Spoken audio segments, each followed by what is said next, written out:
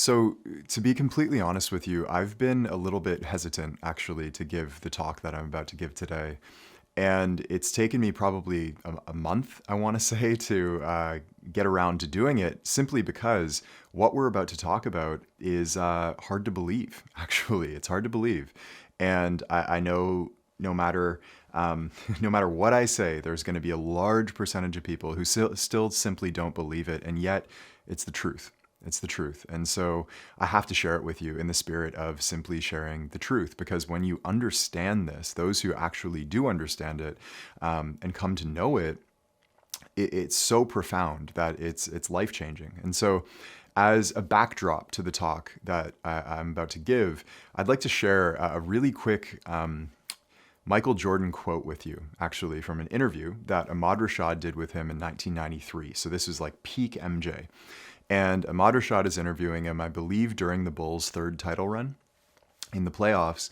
And his question to MJ was pretty simple. He said, like, are you satisfied? Are you satisfied with the level that you've reached? And more than that, like, do you think you can actually go any further? Do you think you can master the game any more than you already have? And Michael's response was not what you'd expect. Knowing him, you would expect him to say, like, I'm never satisfied. There's always another level. And yet what he said was really interesting. He said, physically, I actually think I'm at my limit. Physically, I'm at my limit. So his skills and his athleticism, he felt, were pretty much peaked out. He said, mentally, there's all of this open space that I still don't understand, but I'm trying to learn. So physically, he's totally maxed out, or he feels he's totally maxed out. He's at his limit. And as we know, like in the arc of his career, that pretty much was his peak physically. Mentally, there's still so much he doesn't understand. And so we will use that quote as a backdrop because it's very popular to look at Michael Jordan and his competitiveness and the psychotic competitiveness really as an example of a master of the deep game.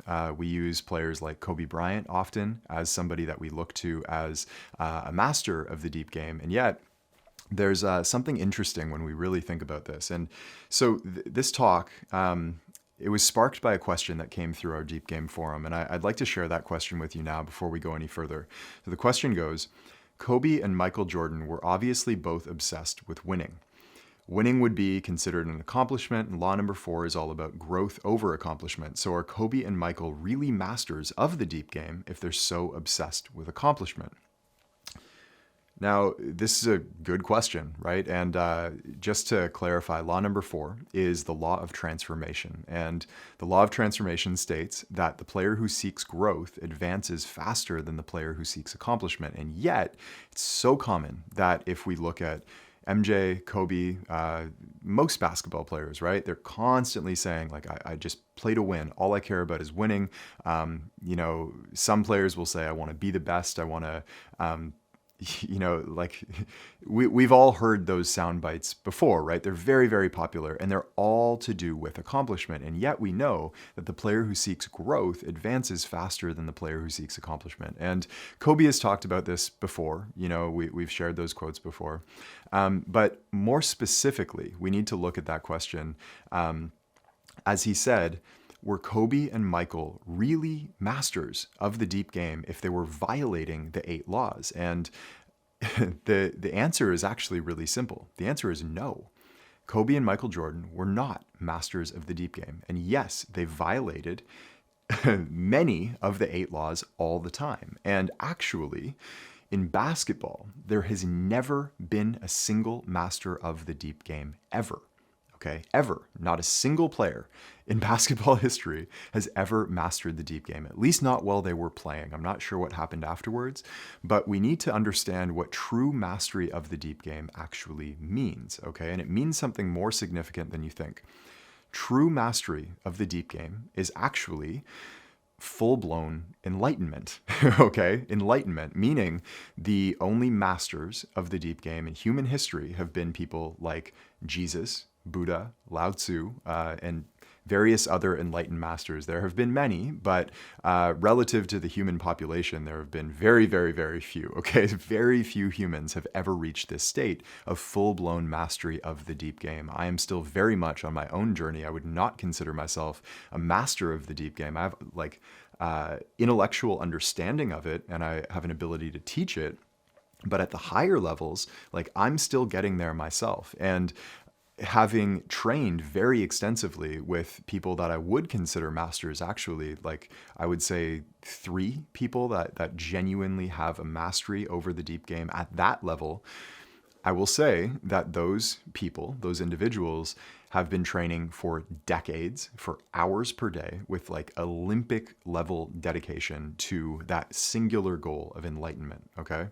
So this is going a little bit out of bounds of what we normally speak about, and yet it really deserves to be spoken about, because when we look at players like MJ and Kobe and we consider them to be like these figureheads of mastery of the deep game, and everything that they do must be copied and modeled exactly, we are making an enormous mistake, okay? An enormous mistake. I know like later on in his career and post-career, Kobe had a pretty strong understanding of the deep game as it relates to basketball, and even of the mind, but at those higher levels, not even close, actually. And you know how much I love Kobe, but that's just the truth, okay? That's just the truth. And so if we really consider this, just to clarify, I want to go back to something we've spoken about before and give you an example of what like mastery of the deep game would actually look like in practice. And I come back to that thought of the Vietnamese monk who was protesting the government in Vietnam, in Saigon. And to protest, this is like a highly trained and realized monk. And he sat in the middle of a busy intersection in Saigon, covered himself in gasoline as a part of this protest, and lit himself on fire before sitting in full meditation posture without moving a muscle. He didn't twitch, he didn't move, he didn't scream, he didn't yell, he didn't run away and try to like put out the flames. He sat there until he toppled over and died. Okay? So that is mastery of the deep game. Complete mastery over your sensory system, over your mind and emotions and physical body. Like that is mastery of the deep game, okay? And that is actually what humans are capable of, believe it or not. Like humanity has so much the potential inside of us, when we really understand it, is actually limitless. It's limitless. And yet we live in a very limited state during our everyday waking reality, right? And so this is very hard to believe. It's hard to understand. And yet what we're capable of goes so far beyond the stretches of our wildest imagination that it's hard to believe that people who have reached such a high level, like MJ and Kobe and LeBron and so on and so forth, that they haven't actually mastered the deep game, and that there's so much more that we can actually achieve. And that's not to say, like, just like MJ alluded to in that interview in 1993, just like he said, I mean, as far as the physical attributes, the skills and the athleticism go, we're kind of reaching a point of diminishing returns. Like we can definitely improve, and players are very clearly improving and getting a lot better. And there is still a long way that we can go. And yet we're reaching the point of diminishing returns relative to what is possible in the deep game. And it's not only are like there's only so high human beings can jump, and the average vertical jump has probably not gone up all that much in the NBA. The ability to shoot the basketball has improved quite a lot, but like how much more can you really get? How much more can we tap our skills and our athleticism and our physical attributes compared to what's possible in the mind? And the truth is, the world of basketball has barely even ventured into what is possible within the realm of the mind. And so as an up-and-coming player, as hard as this is to believe and as hard as it is to wrap your mind around it, understanding that there is just simply a completely vast uncharted territory, as MJ put it, like wide open empty space that we know nothing about. That should be really, really, really exciting. It should be really exciting. And when we look at what master level deep game practitioners have actually achieved, like we're talking Shaolin monk, level mastery over the deep game. When we look at that, I mean, when you achieve that kind of mastery of the deep game, it's like you're bringing a bazooka to a gunfight every time. It's just so other, right? It's so other. It's so next level that it's impossible to comprehend from the level that we're currently at. So I go back to, or I think back to this conversation that I had, and I've shared this before, but a conversation that I had with a good friend of mine who has played for the Canadian national team. He's played for a number of teams professionally overseas at a very, very high level. So again, very high level player, somebody that has, made a serious career out of basketball. And the last time I saw him, we were at a restaurant. We hadn't seen each other in a while. We were sitting side by side talking about, he was asking about elite guard training and where that was going. And I told him about Deep Game and some of my vision for what the business was becoming and how I was focusing on the mind. And I had never spoken to this player before about anything as it relates to the mind and the deep game at all. So I didn't really know what to expect. And he looked at me and said something I will never forget. He said, "The mind is the future of basketball. The mind is the future of basketball." And he said himself, he doesn't know anything about it. As high of a level as he's reached, he doesn't know anything at all about it. And yet he said, the mind is the future of basketball. And the players and coaches that he'd worked with at the higher levels, they were actually in agreement. They were doing their best to start to understand bit by bit what the mind is actually capable of. And they all kind of came to the conclusion that they really have no idea. It's so vast and so wide open that it's actually infinite.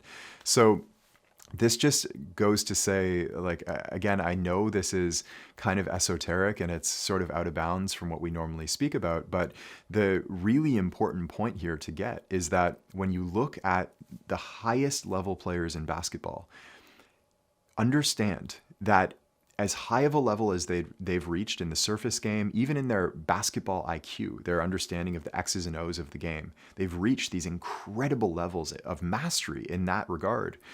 When it comes to the deep game, they are only scratching the surface.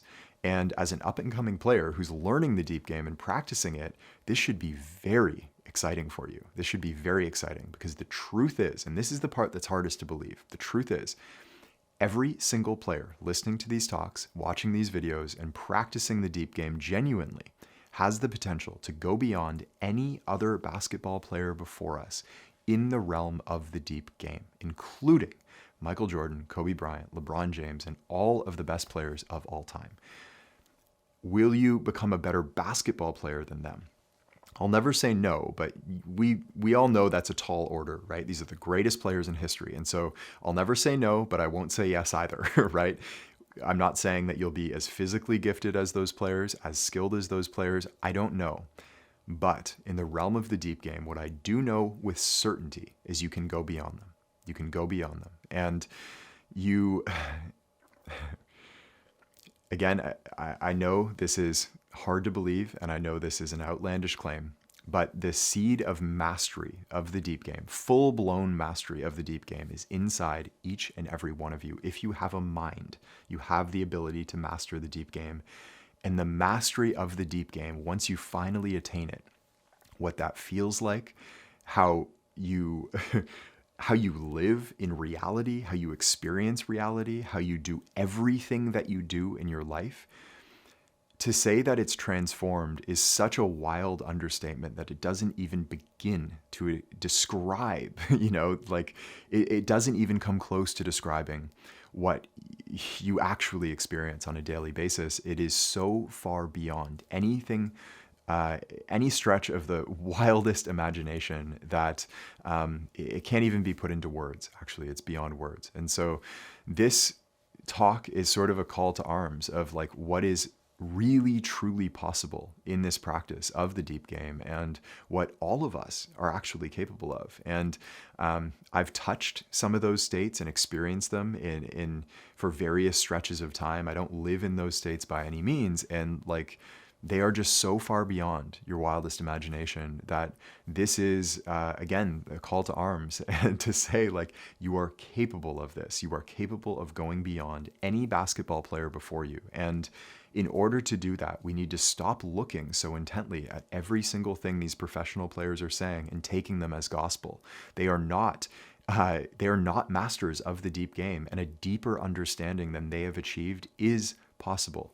So again, I know this is super hard to understand, but you are capable of this. You are truly capable of this. And as esoteric and abstract as some of these concepts are, all that's left to do is continue practicing the deep game in a really genuine way. And if you continue practicing the deep game in a genuine way, things will open up for you that are beyond your wildest imagination. And that is my one prayer for you, that you realize that, again, I've said this before, but the potential is truly limitless. And my one goal is to just play any small part in helping you to realize that limitless potential inside of yourself. So I hope that this has planted a seed in some regard. I know a lot of this, again, is going to be hard to understand. It is beyond logical understanding by its very nature.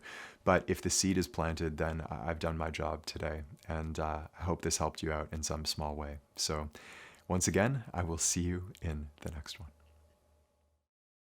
Hey, it's Coach Taylor. I hope you enjoyed today's talk. And if you did, the best thing to do right now, while it's fresh in your mind, is go to deepgame.com or click the link in the description, and it'll take you to our free Deep Game Masterclass, where you'll actually learn the entire deep game of basketball with all 8 laws and all of the fundamentals that you need to know as a high-level basketball player. We've had players call this the best hour of basketball learning of their lives, and it's completely free. So go to deepgame.com right now, or just click the link in the description, and I can't wait to see you there.